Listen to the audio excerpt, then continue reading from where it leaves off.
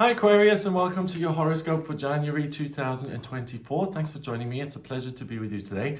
I'm going to have a look at your chart for January, see where the planets support you and where certain things aren't so supported naturally. So hopefully that'll give you an idea of what you'll be working with. The way to watch these horoscopes is to watch the one for your sun sign first, then your rising sign, and then your moon sign. So the first thing that we have happening on the 1st of January, we have Mercury, the communication planet, going direct. So if you have had any issues with communication or transportation, those will start to ease off straight away. But significantly, or particularly for you guys, Aquarius, the way I think this will translate is that you'll get this sense of, oh, suddenly things are starting to look up. I feel more optimistic. I start to feel like my usual self. But then what you'll notice is that you kind of start to focus on the things that still aren't working, and there may be this feeling of something is off here. On the 5th of January, we've got Mars going into Capricorn, and it moves into your 12th house of spirituality and spiritual strength. And this is where I really think that some of this feeling could come from, as in, I have got this inner sense of things are being lifted, and I feel more positive towards the future. So now, instead of looking at those things that have started to work, I want to perfect this inner feeling, and I want to work really hard on myself. So what's interesting here is at the beginning of the month, your 4th, 6th, and 7th houses are empty, so is your 10th. So the area where I don't think you're going to be particularly interested or supported is when it comes to what is it that I actually love. What do I want to work towards something that I find enjoyable? What's the structure of my life? Who are the people in my life? You're much more interested in what's going on internally. And no matter how hard you work, I think there's this elusive sense that I'm kind of banging my head against the wall here. So I would just suggest for you guys, Aquarius, that you're really kind to yourself and that you're patient with yourself, because things do improve, but they really start to turn around at the middle of the month, towards the end of the month as well. So the more effort you put into kind of perfecting the way you feel internally, the more frustrated you can potentially become. So on the 11th, we have a new moon in Capricorn, and that also happens in your 12th house of spirituality. The new moon is when the moon goes pitch black. It pulls a lot of new energy into itself to get ready for the next 28-day cycle. And that's usually a time where you're filled with energy and you can plant seeds of intention.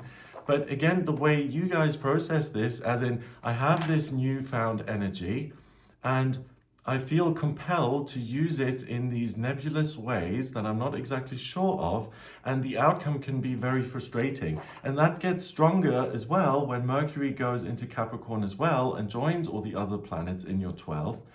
And this is the time, so around the 5th to like the 20th of January, I think it's important for you guys to just take it easy on yourself, to look at what can be changed and what can't, and to go with the flow as much as possible, because on the 21st, this is when everything changes drastically.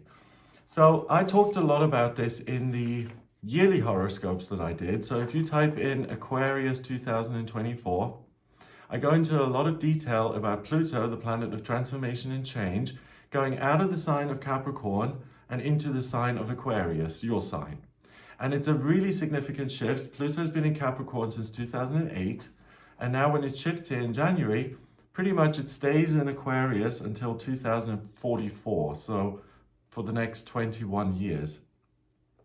So that is a really positive shift for you guys. And that's what kind of explains that the first 2 to 3 weeks of the month are still going to feel like something is off here, because things do really flip around. They turn around drastically for you guys, and everything starts to open up.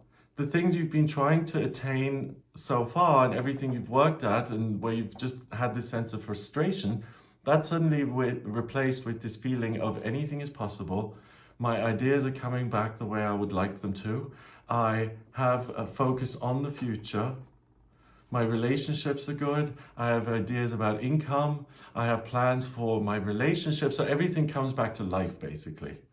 And that's why I'm saying in the first 2 weeks of the month, be nice to yourself, because it doesn't matter if you sit there and meditate for 5 hours or not. That feeling isn't going to shift until Pluto shifts into Aquarius, and then that energy is there for you, free of charge. You don't have to work for it. So why work so hard if you're not going to get the outcome you want anyway? Also on the 21st, we have the sun going into your sign of Aquarius as well. So happy birthday for the end of the month. And the sun is really what you identify with, and it's what makes you feel empowered and what gives you a sense of strength. And with it going into your first house of self, now it's, I can take all of my ideas and the world is my oyster and this is the way things should be. So living on planet duality, it kind of makes sense that you have to have the, dark before you get the light, or the rain before you get the rainbow. And that's really what I think this month looks like for you specifically. On the 23rd of January, you've got Venus joining your 2 other personal planets, Mercury and Mars, and they're all in Capricorn in that 12th house. So now at the end of the month, if you want to kind of implement some structure so that you feel the way you would like, the irony is that that's going to be there naturally, but with those personal planets being there, this focus is still on that, and you can actually become disciplined. But the strange thing that I'm picking up on is that you really don't need to be disciplined. So the whole month seems somewhat complicated and it could potentially be frustrating. And that's why I'm saying just be as gentle with yourself as you possibly can. And then if you have the luxury of kind of scheduling things a little bit, focus on things like career and relationships and finance and your connection with other people and the details of your everyday experience. Save that until the end of the month, because it'll be very easy to implement changes there. And the thing to lay off completely is being critical towards the self and saying, why am I not where I would like to be? It just, if you question that for, again, like 10 hours or not, it makes no difference as far as I can tell.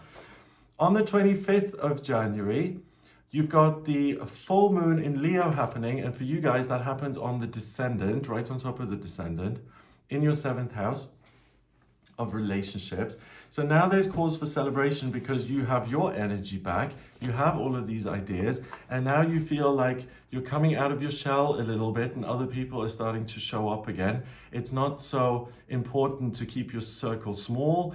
It's the confidence and the ease to say, I can open up to others and I can share and connect with people who I've never met before. And the whole thing starts to really be sociable and enjoyable. And you get your chattiness and your sociability, you get that back, but it's free of charge and you can't force it until it actually appears.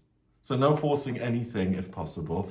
And then finally, on the 27th of January, we have Uranus, your ruler, also moving out of retrograde and going direct. And that happens in your 4th house of your roots and your family and the things that you call home and that you lean on. And we also have Jupiter, the lucky planet, in there. So before, it was a necessity to keep your circle small and to, not take risks and things.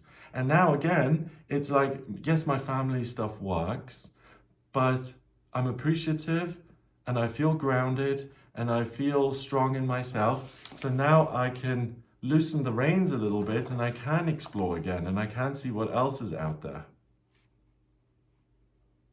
So the only thing I'm thinking as I'm saying that, yes, you've been relying on your inner circle so much, and now that you feel better, you're like, bye, I'm going to go explore. So just make sure that if, you have had people in your life who've really been there for you and have really supported you, that you don't do that you don't say, okay, I'm fine now, see ya.